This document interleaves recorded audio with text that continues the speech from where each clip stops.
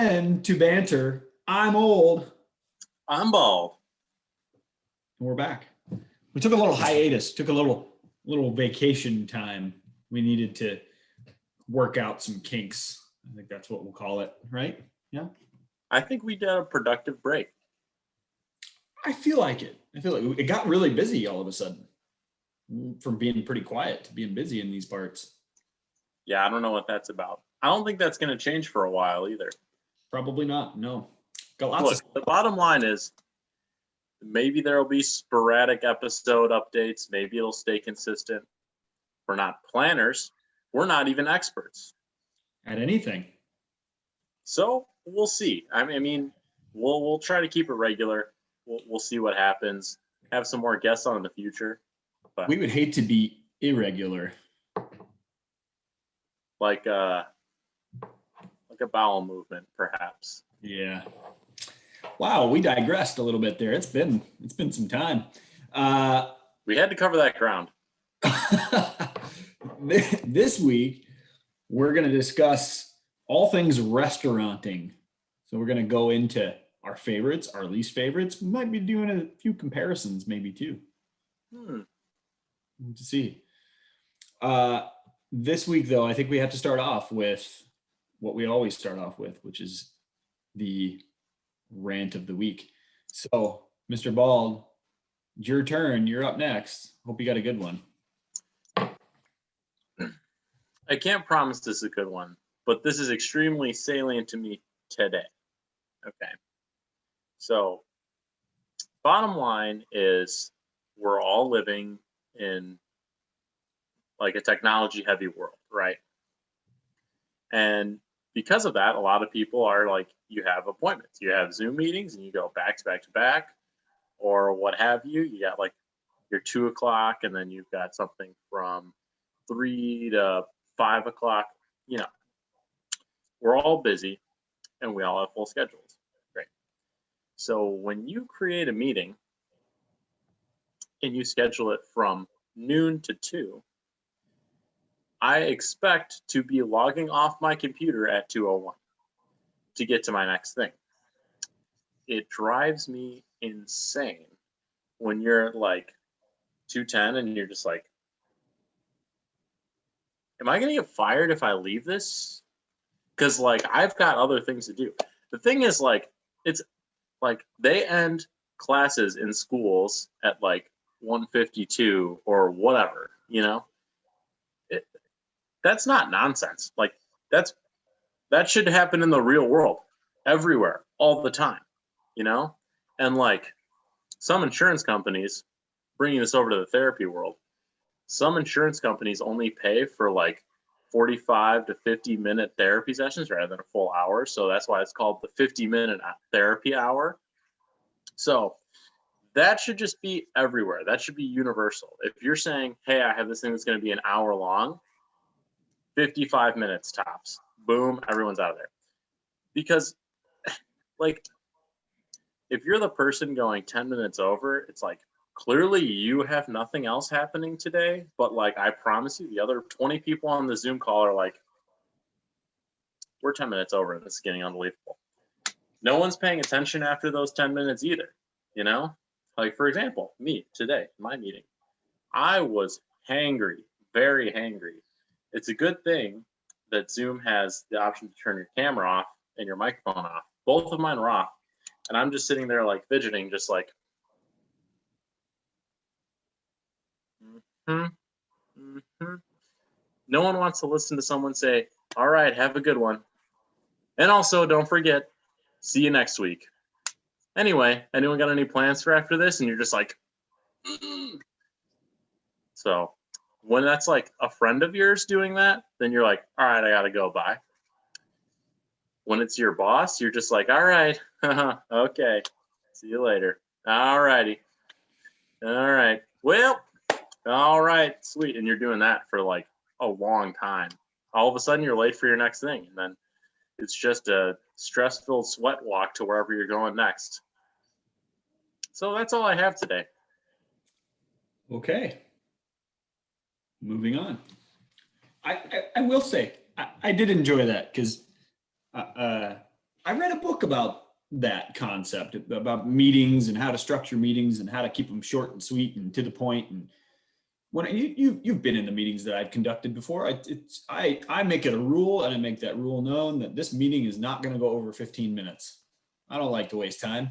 I don't want my time wasted. I get it. I feel you. And if people aren't engaged, it'll be shorter than that. If people are really engaged, we might go a little longer, and people are invested in the meeting, and you can tell. But if you're a good person putting on a meeting, you should be able to notice that stuff. You see people fidgety, they're checking their watch, they're pulling their phone out. Just end it. Be like, we're done. Great meeting. See you all tomorrow. Yeah. Exactly. Just Silly. it should be an absolutely universal thing. Or slight continuation. Just overestimate how long it's going to take. Don't tell me 12 to 2 and go to 2:10. Tell me 12 to 12:30 and go to 2:10, and then I'll be like, boom, we're out early.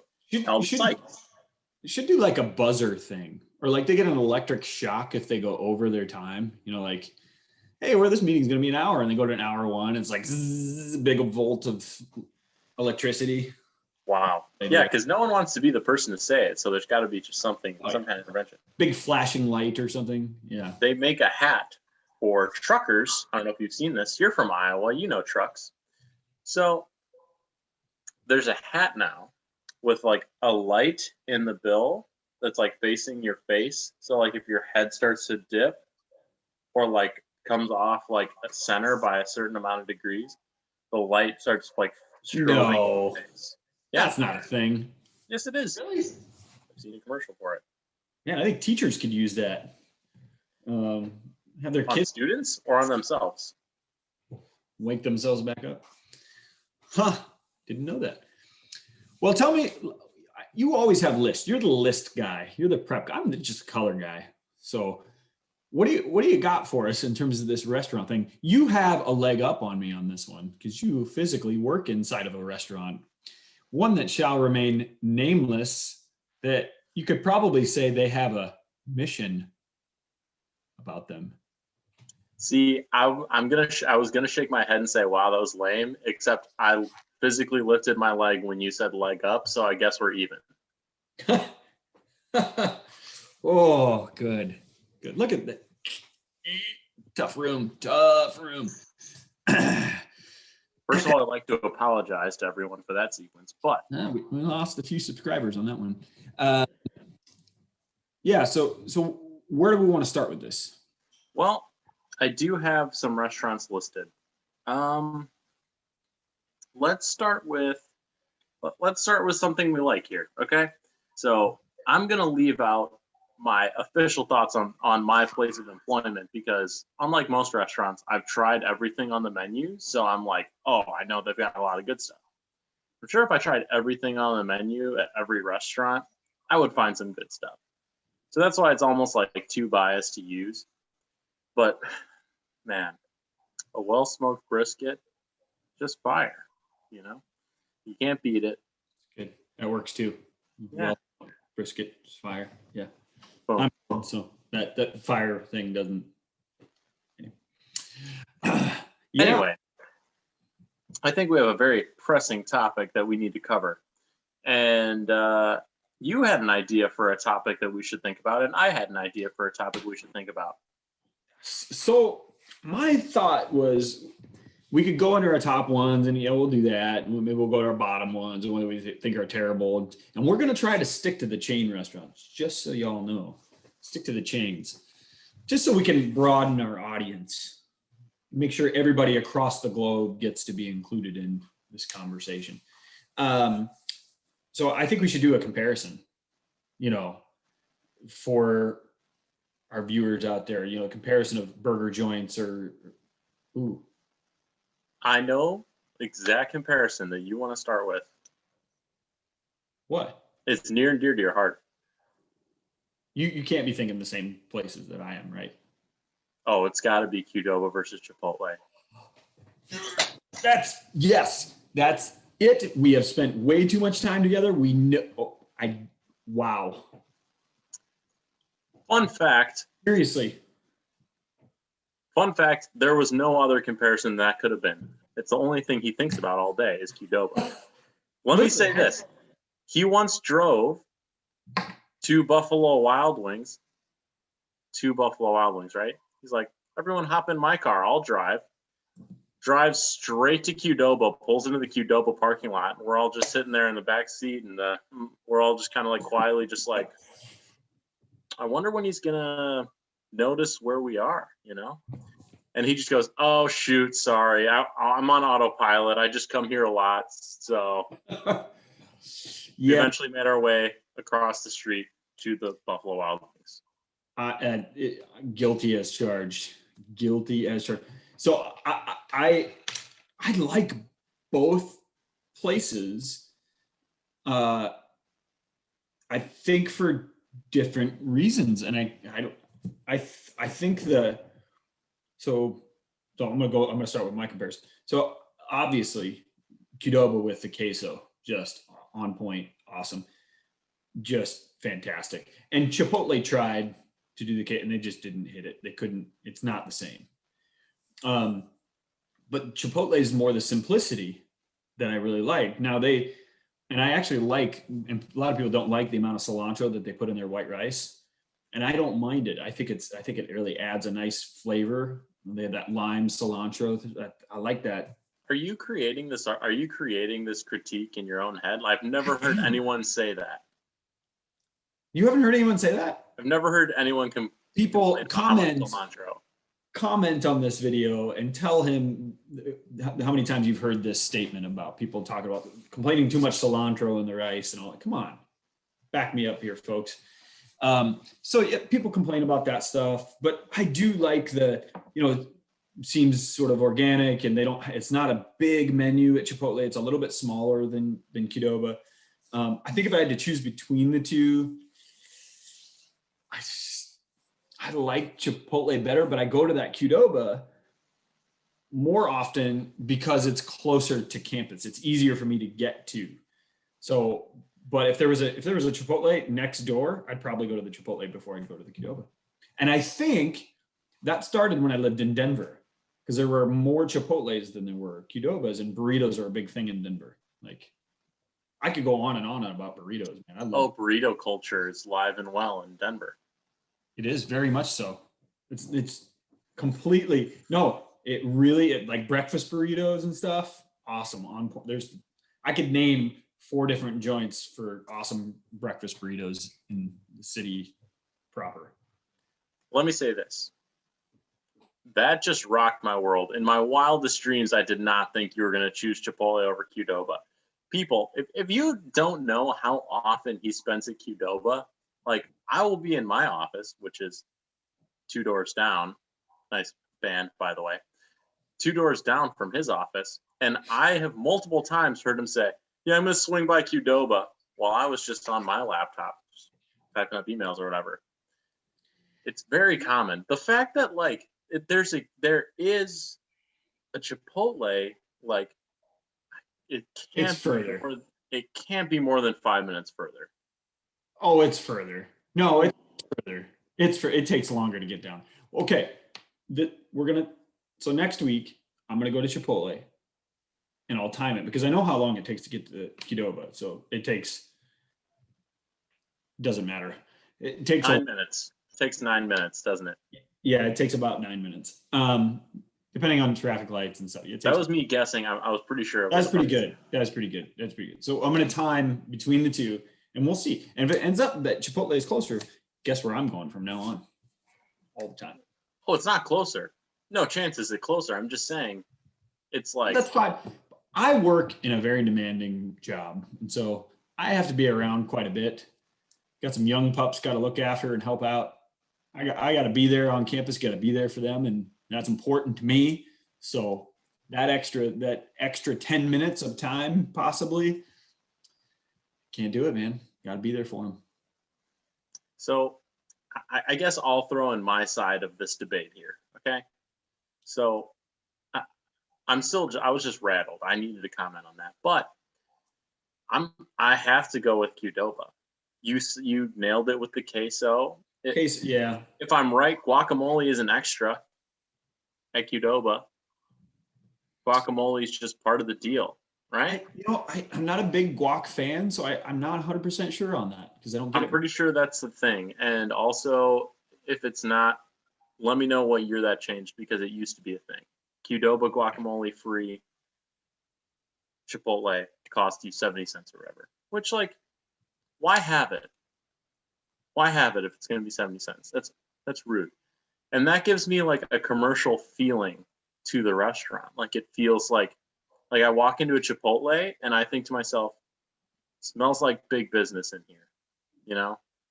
Like it's a little mainstream, it seems commercialized. And I think that their whole organic, simplified, scratch kitchen thing, I think that it's fake. It comes off as fake to me. When I walk into a Qdoba, on the other hand, it's always cleaner than Chipotle. It is just feels like, I'm walking into someone's dining room. It feels friendlier. That's the vibe I get. And you're welcome to your wrong opinion, completely. So, all right, let's move on from burritos because we could literally, like, not even kidding. We could do a whole episode just on burritos. Okay. We'll move from burritos to bowls. Okay. No, we're moving on. So other comparisons. So let's go bigger chain. Those are pretty big chains, but let's go bigger chain. Let's talk about like the ones that we don't eat at very often, or I don't anymore. The BK versus Mickey D's thing. Like who's evolved more? What's better? What do you think? Who's evolved more? Yeah. Oh, that's a simple answer. It's McDonald's has evolved way more. Of course. It almost makes you wonder, how is BK still relevant? How are they still there? I've seen so many that like I've seen so many Burger Kings I've driven by and thought to myself, I've never seen anyone there. And also think to yourself, when was the last time you waited in line, like a long line at a Burger King? Oh, I haven't in a long time either, but like McDonald's, there's so much money and they're all over the world and all this kind of stuff, and they've innovated constantly. Like they're constantly making changes or different things to their menu, or now they know they have like fully automated plate where you go in and there's no actual people there, which is a little bit odd, but then you definitely feel like a factory, going like you're walking through a factory in that type of place. But yeah, the Burger King thing, it's just like they're just stuck. There's been no change, it seems like, even since I was a kid, and I'm old. I mean, well, that's true. But I mean, I think Burger King's got something to be said for like the flavor of their burgers. It's substantially different than McDonald's, right? So like if you like the flavor of their stuff, you're going to keep going there. And I can only imagine that those are the people who keep funding it, like it's just this, they have probably more returners where like McDonald's is capitalizing on like the person who's just like, oh God, I need something now, McDonald's. Or like you see a commercial and their marketing is really good. Oh, I've had like McDonald's commercial songs stuck in my head for the last 10 years. Like it's good marketing. Oh yeah, no doubt. They take it with that. I mean, they've far and away. How about this one? And I've got my own opinions on it. Chili's and Applebee's. I literally have that on my list. I thought you might. You are on fire today, sir. I know. And to me, this isn't close. Well, I take that back. Ooh. In terms of food, I don't think it's close. In terms of your experience, then we have a different argument. Interesting. I want to hear this. Look, if you want to go and have a nice dinner, go to Chili's. Go to Chili's. You could go to an Applebee's and you never know what you're going to get, Like Applebee's cooks. All right, I'm a cook and we share a parking lot with an Applebee's. Oh my God, I would never eat anything those cooks make. Sorry, Applebee's. But I would still drink at their bar. Like I get off my shift, the bar's still open. Me and another cook will walk over to the bar. Great.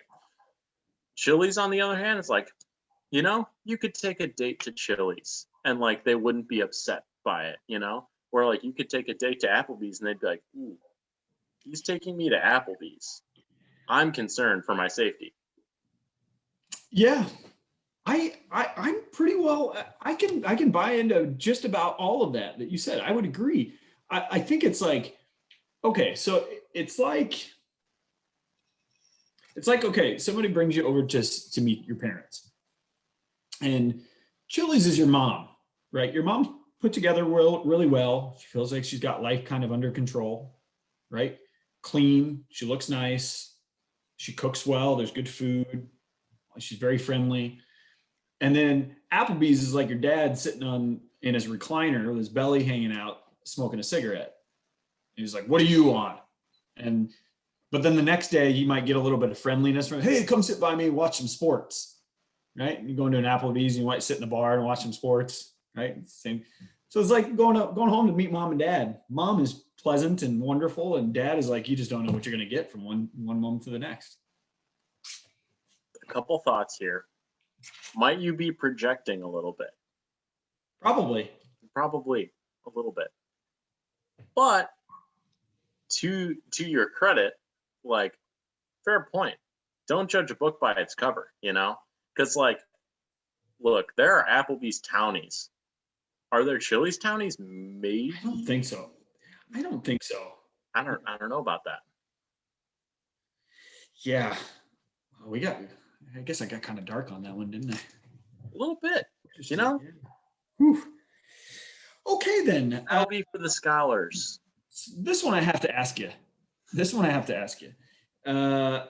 Since you're a Chicago suburb guy, gotta ask the pizza question. Best pizza joint. So I want to go. So let's go nationwide pizza chain, and then let's go just best. All right, I have to think about this for a second. Like about what is a nationwide pizza chain? Are we just what is like Domino's, Pizza Yes. Hut, Papa John's? We're talking Domino's, Pizza Hut, Papa John's, Little Caesars, like that. All right, I'll say this: I've never been to a Little Caesars. I've never been to a CC's. If you guys, if CC's, listeners, yeah. if you have those, never been there. Okay. Now, of those other three, Pizza Hut is bad. Pizza Hut is bad. Like the sauce is like you can tell, like it is just there's no real ingredients in there. Too much sugar. That is like Chuck E. Cheese style pizza, which like good for Chuck E. Cheese that they have Pizza Hut style pizza because that's not even their shtick. Their shtick is the games. If Pizza Hut had an arcade inside of it, fine. Their pizza is acceptable quality, but there's no arcade. They used to. Did they? Yeah, a lot of the Pizza Hut chains used to have a whole like lines of and little areas that had that was Really? neat. When was that? Just after World War II, they had that? Yeah, something like that. Yeah. Oh, okay. Gotcha. But then I will go. Domino's is inconsistent. But so because of that, I'll give Papa John's the nod. But if you get Domino's on a good day, or like their ace is in the kitchen that day, Domino's 100%. Otherwise, Papa John's for the consistency. Gotta be. I think we're pretty much on the same page with that. Like I would say, I think that's pretty close. I think Domino's got better in the last few years. They've gotten better because they were really bad too. They used to have really bad inconsistencies, just like rubbery. Like you get sausage pizza and be like you're eating rubber. And like they used to be really bad. I think Papa John's is probably one of the top. Now, where I struggled just a tiny bit with this was an outlier because it's more Midwest based is Casey's Pizza, but it's a gas station that has great pizza. Oh, the gas station Casey is like CASEY. Yes, gas station. Oh, Never had that. That is a rural Illinois thing for I sure. will have to get you. I'm gonna have to get you some of that. It's good. It's good stuff. Rural Illinois swears by Casey's the way that Wisconsin swears by Quick Trip. Yeah, that's true. And Iowa does too. There's both in Iowa, right? And in Iowa, most people, Casey's is king. But now I can't speak for the whole state. I'm from there, but I can't speak for the whole state. So, if we're going like big, nationwide chain, I got to go Papa John's. Now, I have to ask you, what's the best overall? Because again, Chicago is obviously in Chicago area, known for its pizzas. And even here in Kenosha, we have some good stuff here. So yeah, Kenosha still gets some spillover, like solid pizza for sure. So I like deep dish pizza and I like double dough. The thing, and I just want to go on a quick sidebar here. If you're from like a certain region, say you're from Philadelphia and it's like, oh, I love Philly cheesesteak, or you're from New York and you love thin crust New York pizza, blah, blah. You're not born loving those things. You're born into the peer pressure of like, get into this. And then you do it enough where it's like, now I've appreciated it because I've really paid attention and wanted to be a part of it, right? So that's what deep dish is in Chicago, in my opinion, where like, does any like 5-year-old kid want a deep dish pizza as opposed to a thin crust pizza? No, not really.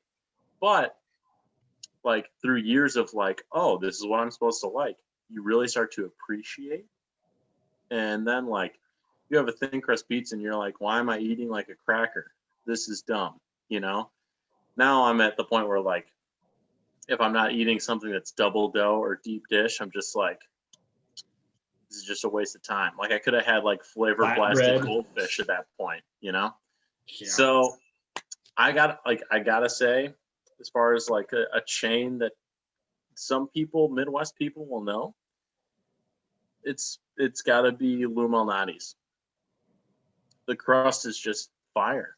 It's great. And like your Giordano's are gonna depend on the location.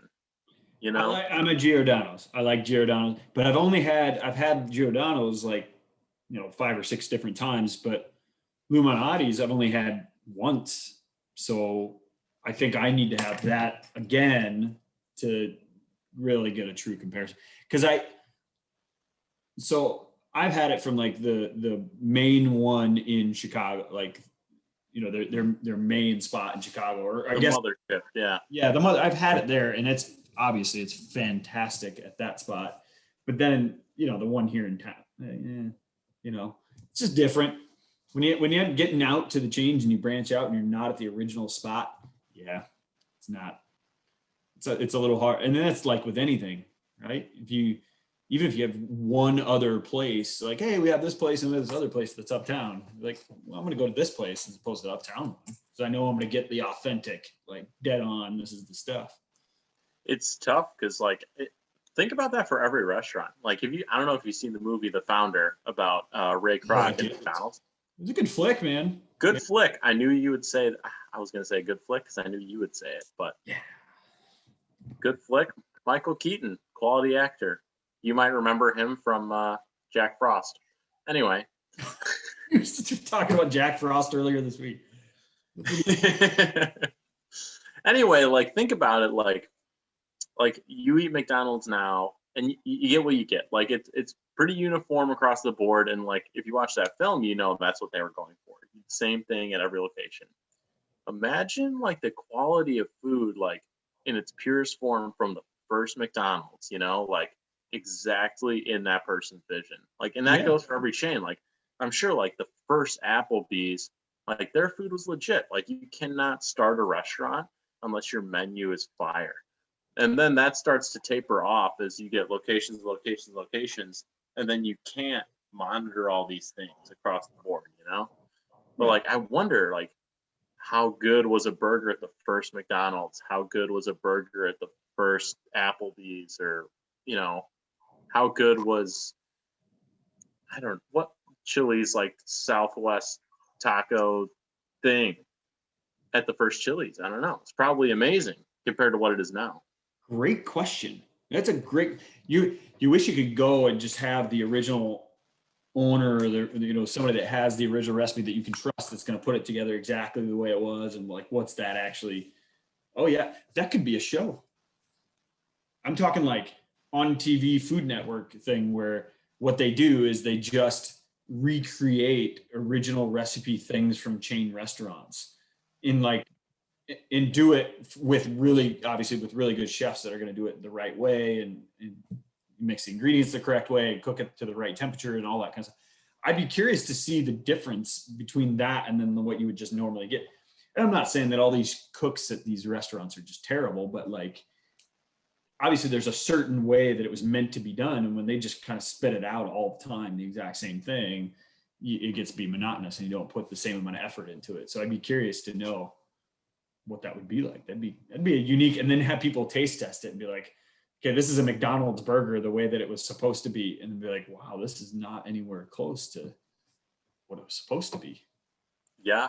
Cool. Well, and then like, so the reason that I think of this is because I was on the opening staff, and that means that you have a day before the restaurant opens where you go and they serve you a small bit of everything on the menu.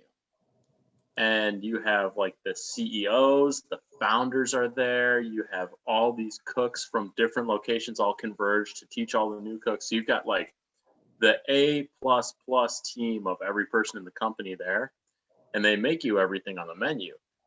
And as you're tasting, like, it's incredible. Like, it's so good. And then like the food's still good afterwards, right? But nothing compares to that first like time when everyone's doing everything to the exact T, following every little bit, and like there's no rush to get anything done. There's no other things on the list for the day. That's all you have to do is just make that thing. Nothing compares to that. And I would be very curious. Look at some of the restaurants on my list. Very curious to see how that would go. Look at Buffalo Wild Wings, for example. Their food is pretty low quality a lot of the time. But, like, I bet on that sample day, oh my God, everyone who worked there probably thought it was amazing. True. Absolutely. No, I think I completely agree. And I, frequent Buffalo. I will say it again. I have my little daughter. That's about the only place she loves to eat. And ironically, she doesn't like the wings. She likes the mac and cheese that they have. Just a side item that most people would get. She loves it. She thinks it's fantastic. What do they have? Like those smiley face fries or corn dogs still? I don't know, because she doesn't get it. All she ever gets is the mac and cheese every single time, and usually like that, and either fries or mandarin oranges, and she just loves it. She could eat. She's asked for seconds, and like that's not. They don't do that here. That's not how restaurants. Yeah, it's just like sorry. Not how any of this works. So, but yeah, I mean, but you go. That place is more like you go for the ambiance first, like the sports vibe that's going on in there, and the get to hang out, and it's built for you to go and hang out and converse with friends and have drinks and then get some kind of subpar average food. It's like a step above bar food, like just like traditional bar food. Like we're gonna give you just a little bit more than like a regular bar food, and then but we're gonna have 400 TV screens with every sport. I mean, we got Canadian rugby over here, and we got lacrosse out of Australia over here, and cricket on this one, and then these guys are playing cards, and so like that's what you go there for. You don't go there for the wings are okay. And that is the spot, and I didn't find this out until like a few years ago. When there's a UFC fight, oh my God, it's wild. Lines out the door. Oh yeah. I've seen people get in fights at that because they're on either side of the UFC fight, and they actually get in fights at those, and it's crazy. Yeah, it's completely packed for UFC. Yeah, usually you have to pay double for that kind of thing, but there it's free. I know, and I think that's the point. That's the ambiance, man. You get to fight. You get to go see a fight. Like you get to see a fight. It's people fighting over a fight. That's just a double whammy. So, tell me this then. All right, well, we've done some comparisons, right? Give me the best chain you can think of off the top of your head right now. Ooh, wow. You got me. This is going to be really challenging, to be honest. I've got an absolute dinger in my head, but I'll wait for you. You do? Wow. Okay. You're putting me on the spot on this one. Yeah. So how big of a chain does it have to be? You know what? Just say what's on your mind, and I will confirm. The reason we're doing chains, people, is because we understand we cater to a nationwide, if not international, audience. So we wanted to appeal to everyone. So if you're international or outside the Midwest listening to this, and he says something you're not familiar with, just fast forward for a minute or something. Yeah, I am really going to have a hard time with this because there are a lot of really great places out there. I actually pull out my phone because I had one in my head and then I forgot the name of it. Oh my gosh, it's wild. I do love myself though. I would say for like a nationwide chain, and I'm curious to know what you'll think of this. Red Robin. I'm a big burger guy. I quite enjoy the massive amounts of different kinds of burgers at Red Robin. I think it's a fantastic place. Usually pretty consistent, usually good service. It's rare that I have bad service at a Red Robin. So I think it's kind of built into the culture there, in my opinion. They usually have a decent beer list. And a lot of times that comes down to that for me. If they got a good beer list and a good burger, I'm pretty well in a good place. I'm going to say that one for now, and then I'm going to keep looking here. So you tell me what your thought process is. And Red Robin, I have not been to in years, but I hear good things about them from other people. Okay. Now, my answer for just like winner of a chain is Texas Roadhouse.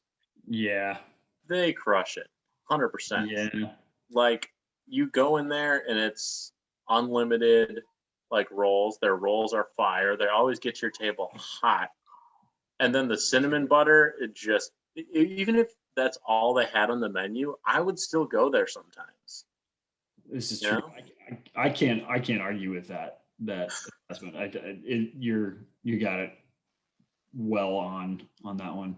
So there's another place that we like to go to when we are in Denver, and this is spread throughout the country, I think too. They have a bunch of different locations, but it's a little up there in terms of price sometimes. But Yard House, have you ever been to a Yard House? Mm-hmm. So they have like 100+ beers on tap, and they have really good steaks that are, obviously fantastic burgers and all kinds of different plates and stuff like that. But it's also kind of sportsy too, but it's like a little nicer. Like you almost feel like you need to be dressed up, but you don't have to be. Like a PF Chang's kind of thing, but on the side of more American food. So it would be like that. PF Chang's is great. I think that's a great place too. It's formal, but casual. Yeah. Like a tuxedo t-shirt. That is my favorite. Like a tuxedo t-shirt. Yes. That's my favorite type of place. I could go to a place that's good beers, good burgers, and I'm gold, or good steak, and I'm great. Barbecue, can never go wrong with barbecue. It's rare that I go to a barbecue place that I don't like. But barbecue is the opposite. This is my opinion, and I think your chain is fantastic. I love the barbecue there. But I think the best barbecue places I've ever been to are hole in the wall, barely have a sign. You can't even tell that it's there. In the like lower 48 South. Dry, doesn't matter if dry rub, or I think you have to have good sauces. That's also my opinion, but I do like the dry rub stuff too. But yeah, so in terms of, one time there is and I wish I could remember what the name of the place was, but there's a place in South Chicago, South Side, that there's no sign. You can smell the barbecue and you can walk. So I was with a friend, we went down the street and we were asked, okay, is there any place to eat down here? And they're like, oh yeah, go down to the corner down here and go in there, and it'll look like there's nobody in there, but go in and somebody will come to the window and they'll help you out. You go in and they give you the food, they only have like ribs and brisket, and that's like it. So you go in and it's like wrapped in tinfoil, and they're like, here you go, and you pay them and you walk out. And it's not those types of places. And there's a couple of places like that in Des Moines, right near Drake Stadium, Drake University. So when they have the Drake relays, you walk down the street and it's like it's like the corner of a bar, and you walk up and they have like 3 things, and it's amazing. That's my favorite stuff. That's kind of the person that I'd pick you as for sure. Yeah. Just like that. Simple. Never heard of this place before, or like this place is not really a place, but it's great. I don't know if you all know this. You know what? Maybe this is breaking some kind of rule, but one of my favorite restaurant experiences is going to Las Vegas and going to Secret Pizza, which actually, now that I'm thinking about it, I will not say where it is in Vegas. This is a restaurant with no sign, no marketing, nothing.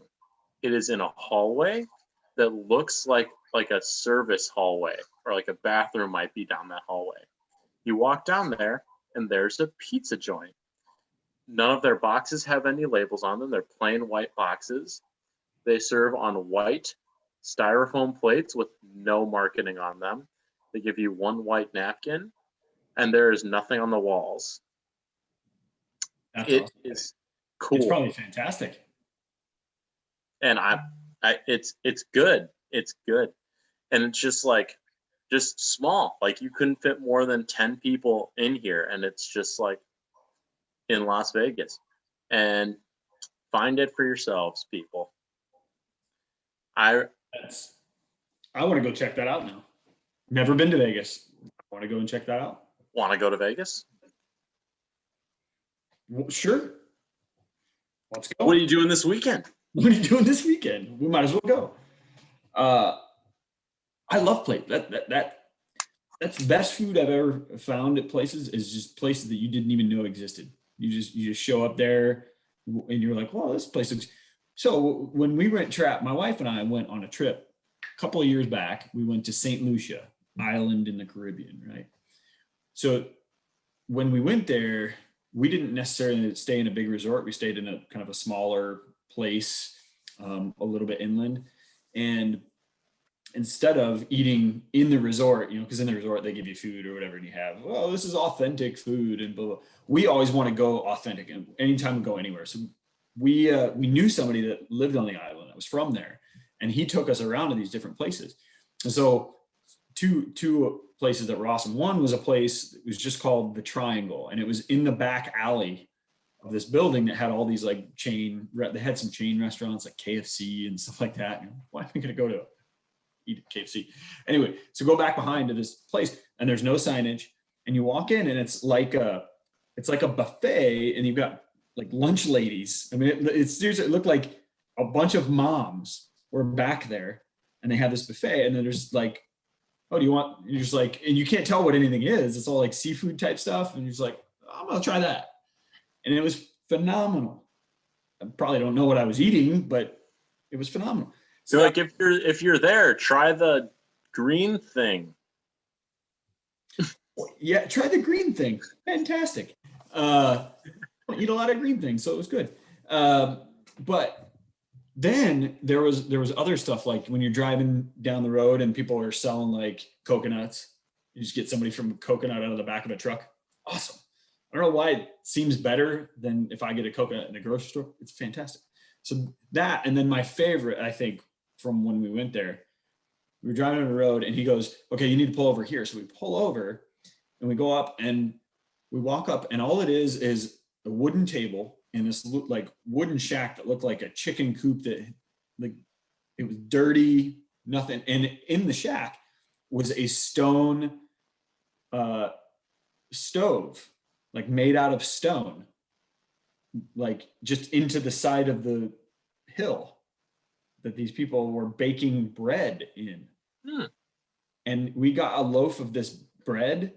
It was kind of like that naan bread, so it's a little bit like unleavened type stuff. Is that how you say that? Is it nan? Nan? I always said nan. non, I don't know. Yeah, yeah. Like unleavened bread that doesn't rise a lot, Unreal. Really, really good because it had the smoky flavor because they baked it in that oven. It was wood smoked. Awesome. That was probably one of my favorite places to go. And you pay, I mean, they just go up and you pay them cash and they give you however much you want. And then they can give you like chicken in it too. So they would have chicken coop chicken. So you have that and it had a certain like real basic seasoning in there, but it was unreal. That was probably one of my favorite memories of that trip. I love that kind of stuff. It's amazing that like language barriers can stop you from getting like the best food in your area. Even here in the Midwest, like I have been to restaurants with a Spanish speaking friend and like the experience is just like, wow, this is awesome. Like he knows what to get. And then like we go to like a Mexican grocery store and then it's just like we're getting all these things. I'm like, Oh oh my yeah. God, this is incredible. And then I'm like, all right, let me try to get the same thing when I'm by myself. And then I'm just like, I remember this being better. Yeah. Like there's a language barrier to overcome to like really experience the best kind of food. So it's like if you're gonna eat like if you're gonna eat French cuisine, then like you better be speaking French or you're not gonna get the best of the best. Oh, that's a good point. That's a good point. When you travel, you should. Yeah, yeah. No, I hadn't necessarily thought about that, but now I'm going to think about that when I go down to what's the Italian market here in town? Tenutas. Tenutas. I love Tenuta. That place is amazing. I always walk out with something, but if I were to go in there with somebody that's authentic Italian person to like, because there's a lot of stuff that I just don't know. Like I don't know, okay, what's this type of cheese or what's this spice that I don't know a lot about or whatever. And because I love Italian food, but like somebody that would pick all that stuff out and be like, okay, we're gonna take this stuff home. We're gonna make a meal. I'll be like, oh yeah, that would be a dream. But I agree too with the Mexican food place. Whenever it would be nice to have somebody to be like, oh, you should try this. This is really good because I don't necessarily know what it is. Mm-hmm. Or like for me, for example, if I'm at a Mexican restaurant and I'm reading the menu and I'm like, I can't say that. I don't know how to say that, so I'm not going to get that. I will do that. And then like, boom, you're shorting yourself maybe the best thing on the menu. That's what I'm saying. If I tried every single thing on the menu at like a Mexican restaurant, maybe that's my favorite restaurant in the world. I can't call it. But that being said, outside of like, in my opinion, like the most common restaurants are like you've got a lot of Mexican restaurants, you've got a lot of Italian restaurants, and then you've got American like burger places, Yeah. So there's that. For me, like eating something like Ethiopian food was something I only saw on TV. Yeah. But then I was in Washington, D.C. about a year ago, and we went to an Ethiopian place. And it was like so different. Like we get so into this like lane of like, this is what food is. This is what food is supposed to taste like. That like once we start eating in other places, we're just like, I couldn't even form an opinion on Ethiopian food for a while because I'm like, do I like it? I've never tasted anything like this. I can't compare it to anything. I don't really know, but like it's cool, And then like by the end of the day, I'm like, I think it was awesome, but it's hard to say. I've never had anything like it. I feel that way with like Indian food when I've had Indian food because there's so many different variations of it. Oh, and Chinese food, very common. American Chinese food. It's very different. Yeah. Yeah. Oh yeah. Well, and that's also the difference. So you talk about like having Ethiopian food, that's at an Ethiopian restaurant in the US, or you're talking about like Ethiopian food in Ethiopia, like, or Mexican food in Mexico, or like, which is funny, right? They don't call it Mexican, they call it food. It's like it's not like we necessarily, I would say, what would you say? Probably burgers are what you would call American burgers and hot dogs, probably, right? That's American food. And barbecue. probably barbecue is probably the closest, right? Yeah, I guess barbecue was actually invented, or well, you can't say invented, but I would say perfected to the point that it is now with seasonings and timing and sauces and all that kind of stuff. You could say US, right? Oh, you have to. That's part, you know what? That's part of my training.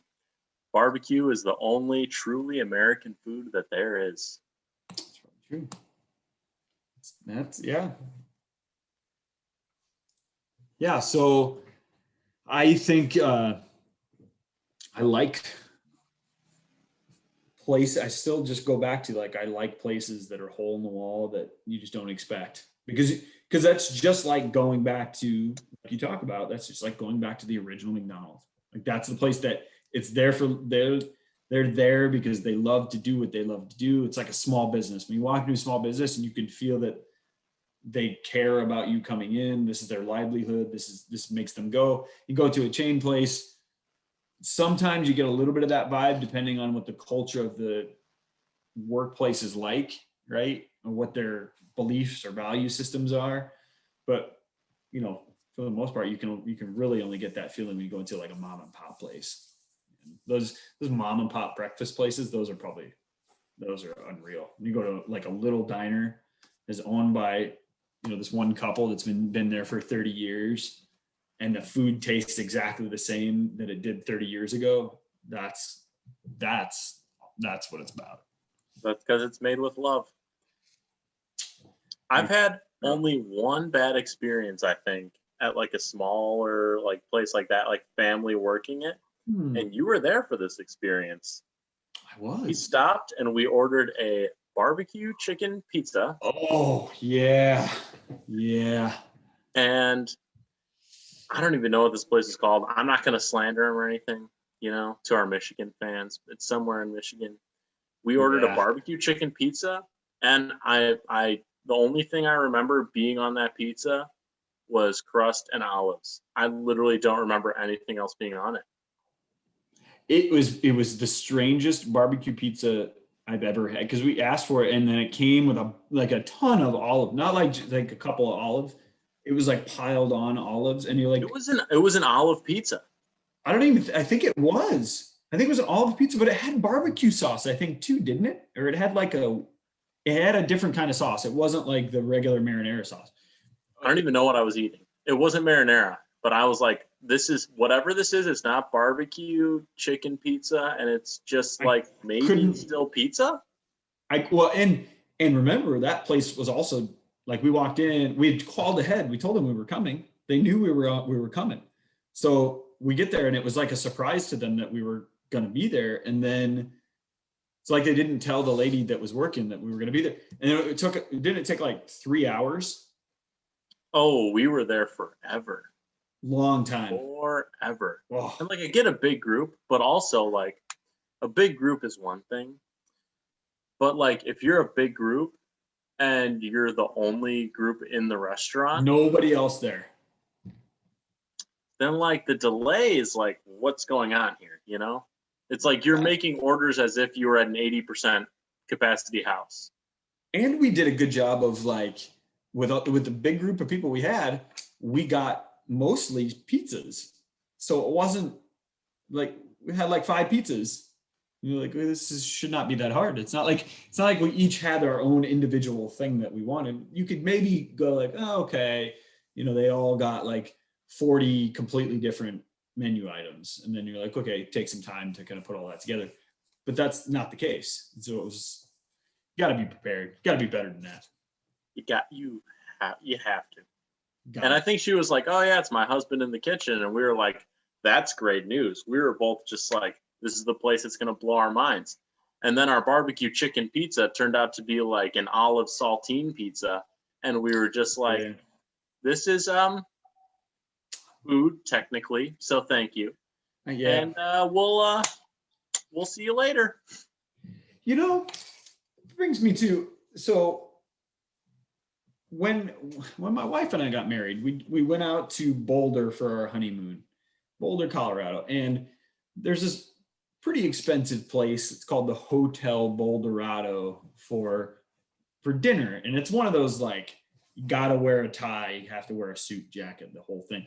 We had $100 gift card from somebody to go there. That's why we went, right? It's one of her family members. It was like a wedding present. So we're like, oh, this is cool. We'll go to this type of place.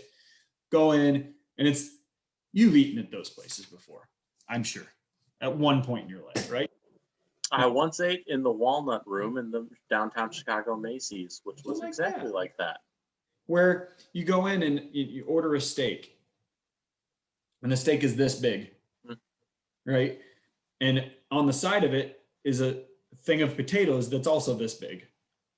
And then, those little slices of carrot, and they have like two little slices, like they took the peeler and they peeled off a little thing of carrot and they put it there to make it look pretty. And that was your meal. And then you get a dessert that we shared that was also this big. And we each got that, and we got waters, and it was $150. And I was like, come on. It was an okay steak. It wasn't Kobe beef or anything like that. It was no Wagyu steak. And I have gone down to there's a place in Kenosha that I haven't been to, but I've been told they have the best burgers in the place, and it's like $6 for a burger down the street, and you're going to be full walking out of the place. Or go to I know the place you're talking about. Go there, play blackjack. The Garage, I think is what it's called, right? Yeah. You're thinking of Durango's, my friend. Ooh, Durango's, I've gone and had a $5 burger, fries, and a drink on, it's like Wednesdays or Thursdays or something. It's just down the street from my house. And I've been full and satisfied.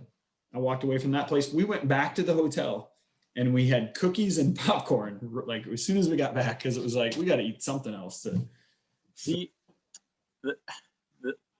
Why do you think so many rich people are skinny? Good point. They're eating these steaks like this. All portions. Which brings me, what is your steak? Like, what's your cut? Ooh. Well, I have a really hard time with that. No, so I'm a meat guy. You are well aware of that. Anybody that watches the show may be aware of that. I don't know if I've talked about that. I love the meat guy for sure. I'm not the vegetable guy, that's for sure. But I like multiple cuts. Obviously, prime rib, fantastic. Just the tenderness of a good prime rib that's cooked just right is awesome. I don't think I can go wrong with that. I would say a good prime rib. I do like a good full, like a filet mignon kind of thing, but it's not big enough usually to give me the full satisfying feeling from it. You're finished and you're like, I don't even have the meat sweats. What was the point of this? Yeah, come on. T-bone's good, sirloin's good, all that kind of stuff. But yeah, I gotta say like a ribeye or something along those. A prime rib is definitely just fantastic. Prime rib is it's a bit much for me in terms of like the marbling on it, which like some people love that much. I love that. I do. I love like the good marbleized. Yeah. That seems like your jam for sure. Oh yeah. I'm a ribeye guy. That is just like my correct balance of like boom, perfect. Like sirloin, I'm like, we can get a little chewy sometimes. Yeah, you just never know. But like ribeye, that's like your sweet spot of like your odds of getting I shouldn't use the term well done here. Your odds of getting a good ribeye are higher than your odds of getting a good like prime rib or a good sirloin, in my opinion. Yeah, I would agree with you on that. I think I can go with you on that one because a prime rib prime rib has a fine line, right? So if you're too done, it's just not the same type of steak. But you can have a ribeye or even really most other cuts that if you overdo it, it's still okay. But if you get a ribeye wrong, it's just not good. Or sorry, if you get a prime rib wrong, it's just not good. So like, oh yeah, I can agree. So when we were in Also, when we were in Colorado, we had a really hard time finding good steaks out there. And I think it was because of the beef. There's not good grass. There's not good feed like corn or wheat or anything like that in Colorado. It's rangeland and stuff. So there just isn't a lot of that good stuff. But I grew up in Iowa, so the pork and the beef are fed very well. So then they end up, that gets into the fat of the meat, and then you get that marbleized taste. So different places in the country have, some have good meat, the corn fed beef or whatever, and some don't. And so it was always really gristly, the leaner cows out in Colorado, Wyoming, New Mexico. They're not the beefy ones. Beefy. Oh, well, you know what? How about this? If you liked that joke, go ahead and comment that you liked that joke specifically. Oh, they loved it. I think that we should touch on one more topic that I have on the top of my head before we're out of time here. Oh, fire away. Have you've been out of the country, right? A little bit. A little bit. I've been out of the country a little bit, I've not really seen an American restaurant in another country. That's not a thing, really. In my experience traveling. Now, I've been to London, I've been to Paris, and it was just it's not American food there. It is notably different, and besides your McDonald's, KFC, stuff like that, you're not going to find a high quality American place, at least from where I was, where I'm just does the rest of the world just hate our food? I haven't heard that they hate our food necessarily, but I've heard of not just that, but also just the portion sizes are different. So a lot of Americans don't like going overseas and eating for more than a few meals, that kind of thing. Cause then they're like, I want to get back and have my big burger and my big steak and my big potato that goes with it. And a whole bunch of fries. Cause you go into other countries and it's their portion size is this and our portion size is this. And so it's just a different type of, but that's what Americans do, man. We do everything bigger, right? So we think we need to have everything that's we need to have the big truck, the big house, the big meal, the big boat. Everything we have is, look at the houses in Europe and how much smaller, half the size of what most of the houses in the United States are. They don't need the abundance that we feel we need. I don't know, but I agree. I've seen like you said, McDonald's and a KFC, those places that are big worldwide chains. But other than that, yeah. Yeah, and I wonder if people who come to the U.S., I've heard some comments on food and I've heard the portion size thing, but rarely do I hear things about oh, the quality's worse or better, or I need to figure out more information on that, because eating in London, to me, all the food is very bland. Eating in Paris, the food was very good, but it was you're saying, I was I wish there was more of this everywhere I went, Yeah, that would be great too, because there aren't a lot of places outside of what we talk about, Italian, Mexican, Chinese food. You get a little bit of Vietnamese in some bigger areas. Thai food. Indian food, Thai food, but you don't get there are very few English food places, right? You can go to some places and get some decent fish and chips, but that's about it when you think of English food in the US that you can actually get. Or French food is almost impossible. There are some places that you can get some French breakfast food and stuff and crepes and that kind of thing, but not the actual French food or German food or just a lot of that stuff you just can't. And those are places that it's France is known for having good food, right? Unless I'm completely off base, but I'm pretty sure that it's a right. hub for that. And like, why is there no, like, there are French restaurants, no doubt. Why are there no French restaurants that are like accessible to like the everyman, you know? This is a wonderful question. We're going to leave that another thing for the comments box. Tell us what you know about worldwide food and why there aren't more restaurants that we can go to that can diversify our palate. We do need more. We do need more places for. You know what? I think I'm going to make that my mission now. I would like to find new places, but I think I'm going to try and make it a mission to regularly find something that's completely off the scope of what I normally go to. Like really try to search out a place that's like, wow, I've never had Cambodian food. You know, like, is there a place that I can have that? Because that would be, I'd be curious.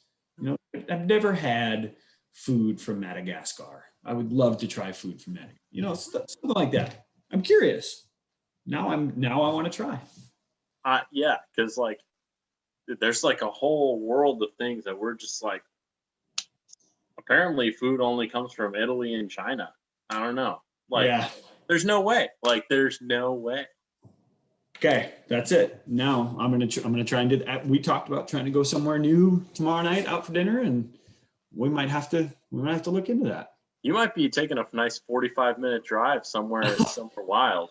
We'll either end up in Milwaukee or Chicago, one of the two probably. We'll see. I think that's a good segment to end on. Great spot. Great spot. This was another good conversation, Mr. Bald. I like us talking about these things.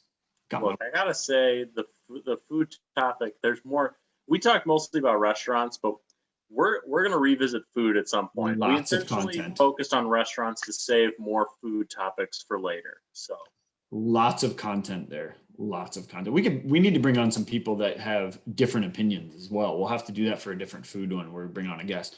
And I think, you know, we haven't had a guest in a bit. We may have to look into that for the next go round. So, as usual, post in the comments if you have ideas for things you want us to talk about. Nothing is off the table because we're experts in exactly nothing. Nothing at all. So, again, thank you for another fine episode of Banter. I am old. And I'm bald. He is. See you next week.